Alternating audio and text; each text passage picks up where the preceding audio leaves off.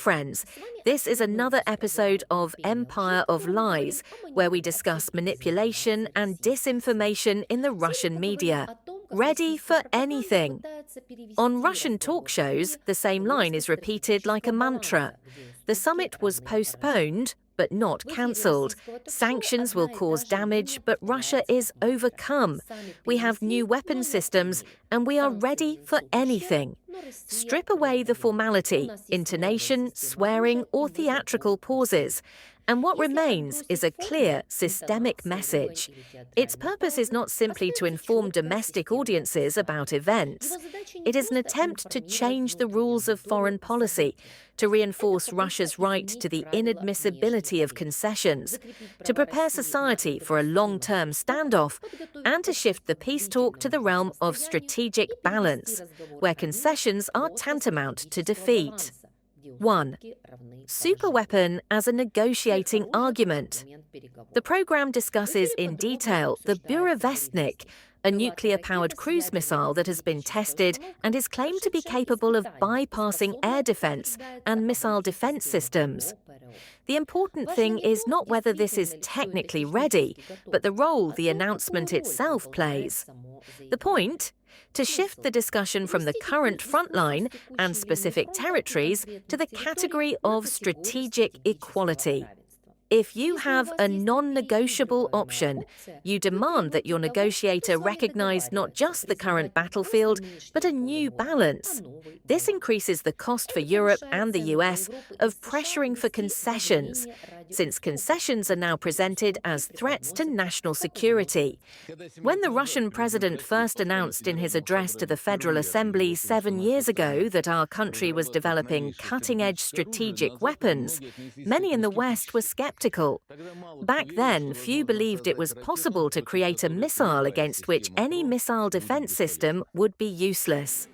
We began developing new types of strategic weapons that completely eliminate ballistic trajectories when approaching their target. This means that missile defense systems are useless and simply pointless against them.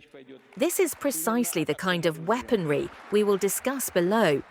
Russia's advanced weapon systems are based on the latest, unique achievements of our scientists, designers, and engineers. One of these is the development of a compact, ultra-powerful nuclear power plant housed within the body of a cruise missile, like our latest air-launched KAR-101 or the American Tomahawk. However, it provides a range tens of times greater, making it virtually unlimited. A low-flying, stealthy cruise missile carrying a nuclear warhead with a virtually unlimited range, unpredictable flight path, and the ability to bypass interception barriers is invulnerable to all existing and future missile defense and air defense systems. I will repeat these words again today. At the end of 2017, the latest Russian cruise missile with a nuclear power plant was successfully launched at the central testing range of the Russian Federation. During the flight, the power plant reached its specified power level and provided the required thrust. The missile launch and ground testing paved the way for the development of a fundamentally new type of weapon, a strategic nuclear weapon system with a missile equipped with a nuclear power plant. As you understand, no one else in the world has anything like this yet. Perhaps one day, but in the meantime, our guys will come up with something else.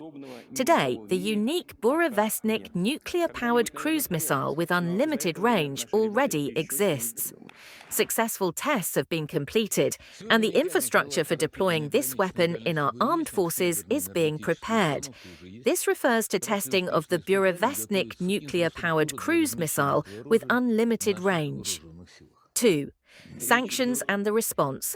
We pay, and that's fair. The hosts discuss American sanctions against oil companies as serious and painful, but inevitably conclude Russia will survive. The thesis is repeated. Sanctions are a tool, but their effect is overestimated. Russia has ways around it, and ultimately, European markets will also suffer.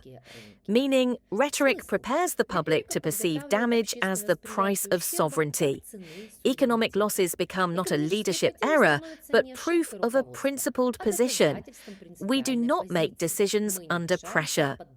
For Europe, this means that purely symbolic sanctions packages, without a mechanism for strict enforcement, and without developing alternatives, energy reserves, insurance, supply routes, will change little. 3. Long war as the new normal. The airwaves constantly feature calculations. The conflict has been dragging on since 2014, and the current pace and mobilization resources allow us to expect more years of fighting. This message is not only about military capability, it is a way to normalize the protracted nature of the conflict for one's own society. Meaning, the longer the conflict is presented as a normal state, the more difficult it is for European pressure to achieve quick results. This makes any compromise within Russia politically costly and increases the cost for Ukraine and its partners of continued confrontation. For Europe, this is a sign. It needs to prepare for a long period of instability and build a stable line of support, rather than relying on the expectation of a quick turnaround. 4. Internal discipline and the narrative of external enemies.